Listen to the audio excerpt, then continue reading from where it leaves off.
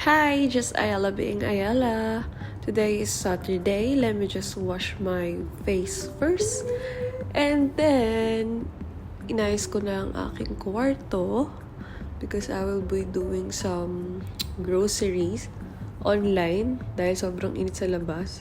Pero kahit noon malamig, talagang online grocery yung ginagawa ko kasi nabibigatan ako magbuhat. Nasakit likod ko. Ganun. Anyways, this is one of my favorite salad. Very simple lang. Carrots and cucumbers. Ayoko ng lettuce kasi madaling mabulok. And then for the dressing, it's just olive oil, lemon juice, Himalayan salt, and pepper. This is my second bowl of eating it. Imagine, ganun siya kasarap.